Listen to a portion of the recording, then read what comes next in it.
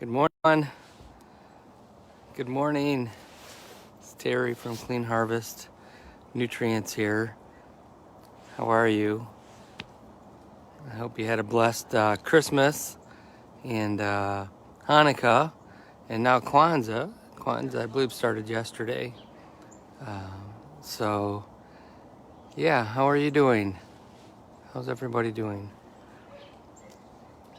Today, there we go. I'm noticing some low connection signal, so I hope you're able to. It's nice and cool here the last couple days, so it's been cold. Today I think it's a little bit warmer than that. Yeah, so we're gonna awareness and presence for each of us, and look at it in a couple different angles. Before I do that, though, I want to show you how pretty it is here. It's a really pretty morning.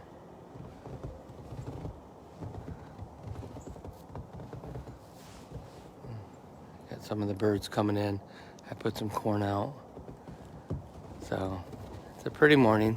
We even got some sun here. In Michigan, sun in winter is not often the case. So let's talk about 2020 and some different elements of that for our lives. And thinking about this, I put it together to look at different aspects. So there's like 6 or 7 of them, and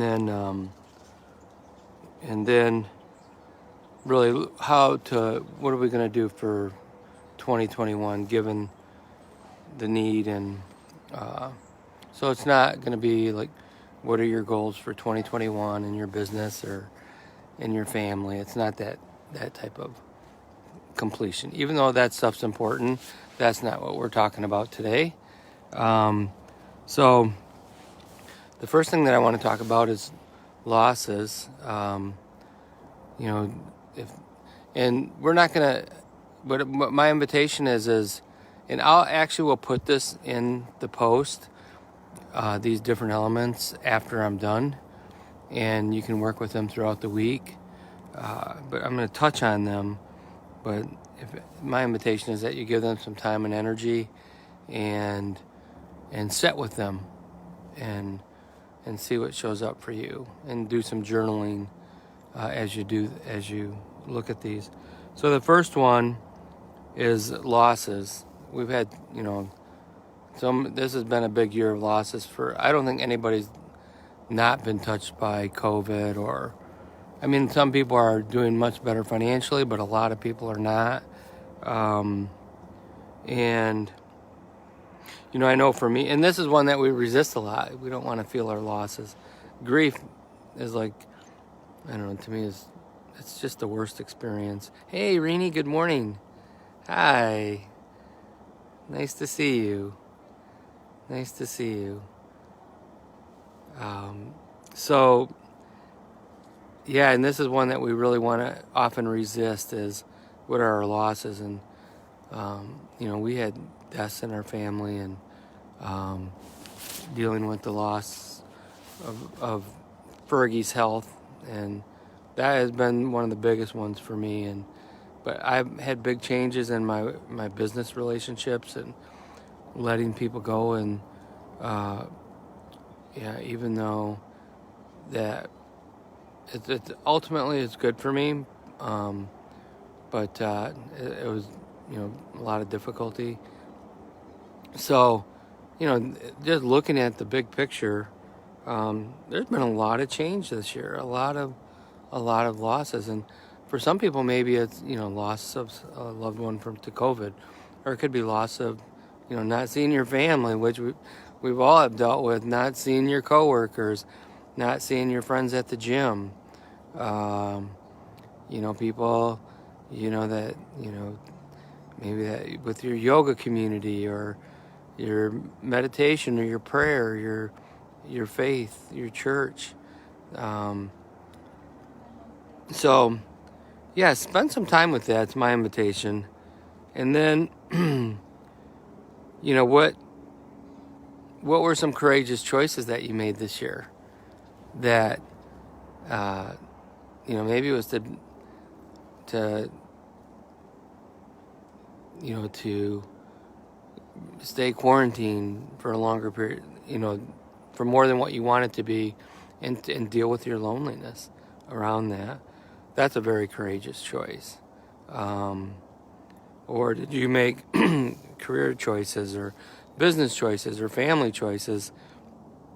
I think for me the biggest ones were my business choices and changes in my business relationships, and the courage with Fergie to really open my heart to work with her health situation, and that's been certainly an act of courage for me. And then another one is fears. What are the fears that you're dealing with or dealt with throughout the year? It could be financial insecurity, food insecurity, love insecurity, companionship insecurity. I mean, there's, what are the fears? For me, the one that really stands out is I've really been working a lot around attachment to things and letting go of attachment and impermanence. My brother almost died about a month and a half ago, and Fergie's health. And then I'm not getting any younger, and just really looking at attachment and impermanence, and that's for me anyways. That's a very uncomfortable, unsettling, fearful thing to work with and deal with. And so what are your fears? What are your big fears right now that you're working with? And how do you work with your fears too? For me it's creating space, meditating, journaling, letting it, opening my heart and my mind to being with what's going on, and which ultimately the big value is making friends with yourself.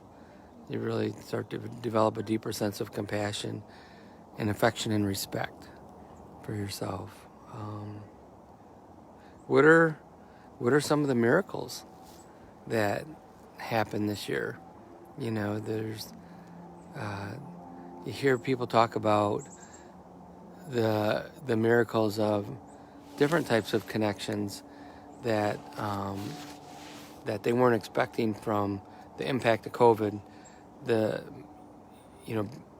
Dealing with their loneliness, or I know for me one of the things that really stood out is because we've had some challenging times the last several months, especially with our family and people with health, as there's actually a deeper sense of closeness, and we have family all over to extremes on the political arena, and which certainly has caused some difficulties and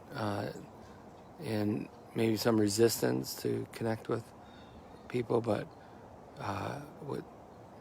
what's happened is I think it feels like it's true for most everyone, is actually a different type of sense of connection, one that feels more caring and more safe. And with Christmas this year, we just had one daughter come who lives nearby.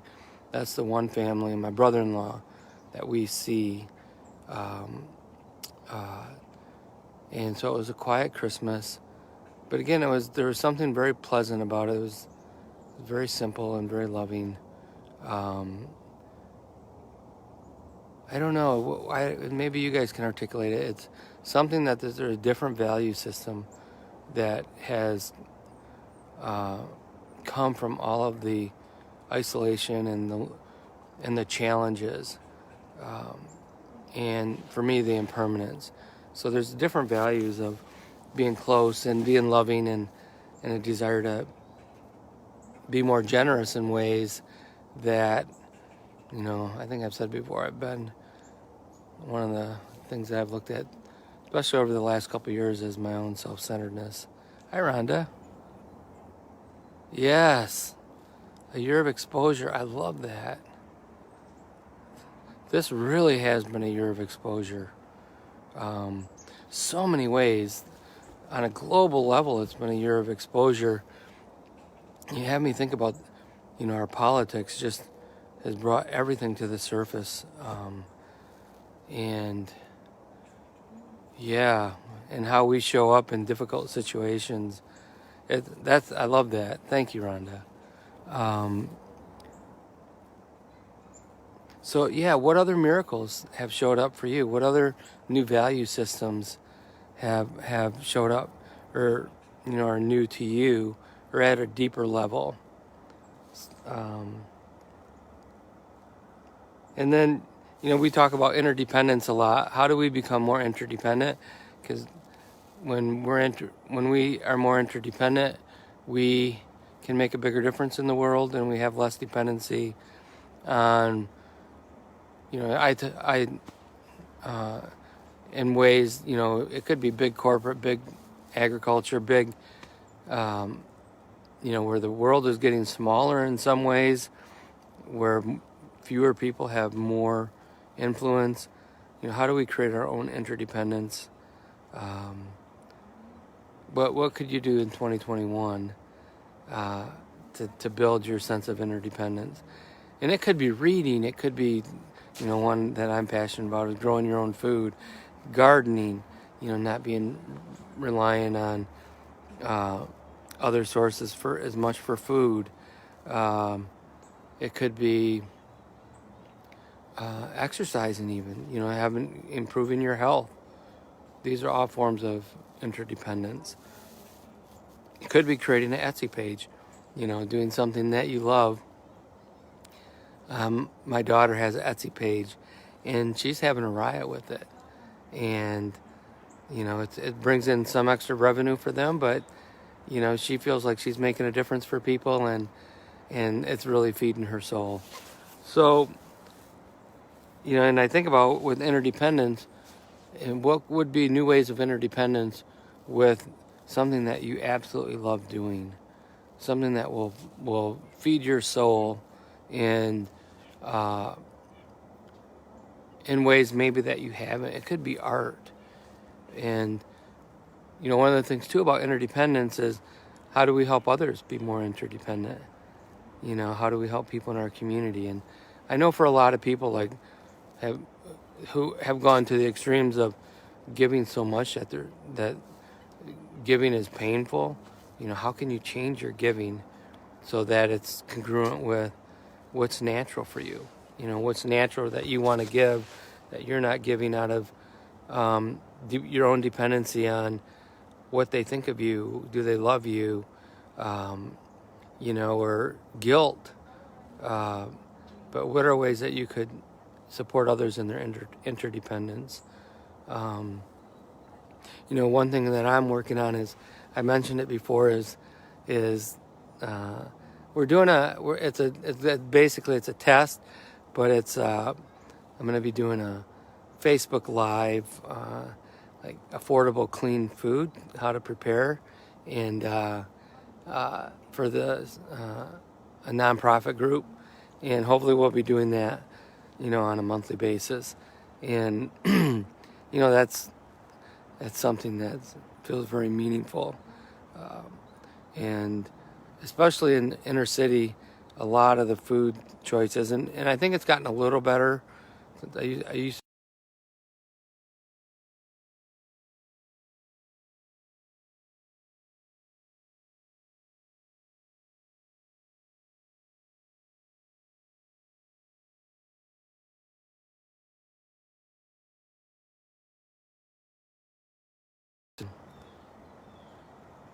Yeah. Oh, creating and designing is your passion. What is it? What do you design, Rhonda? What do you I've created different brands, and it's that's an amazing space. With interdependence is helping people tap into that space, their own creation space. And this, the last thing that I'm thinking about is how, and especially like Rhonda says, this has been a year of exposure. How can we help others in a way with people that are different than us, that have different beliefs, political beliefs? How can we that gap more? And can we look deeper into who people are, who may have strong attachments, feelings about how things should be? You think that they're confused, and they may be confused.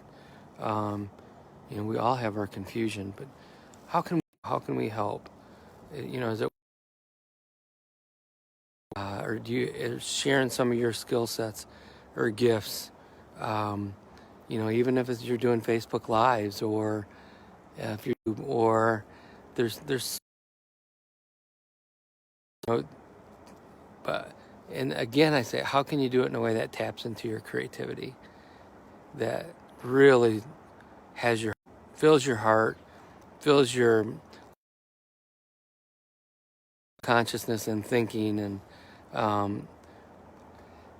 it's to me that's such a joyful place.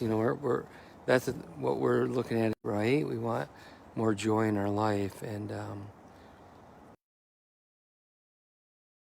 activity, and then sharing it with others. Oh, home interiors, nice.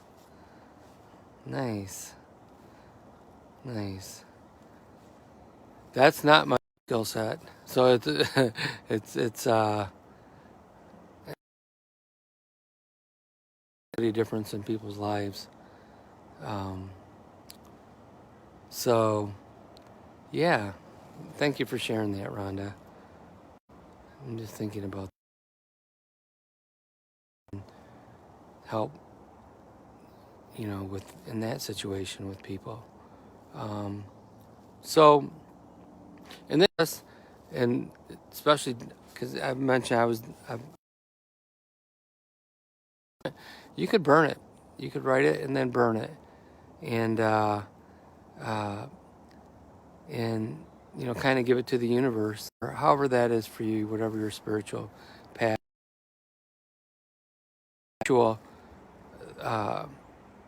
that lets it go, and stepping into 2021 in a way that have this be a cleansing practice for you, something that cleanses. Let go of, I don't know, I'm not sure if that's the right word, but certainly it could be a cleansing process, and looking at exactly the way it's been and the way it is. And so thank you everybody for being here. I'm sorry if I didn't comment on your post.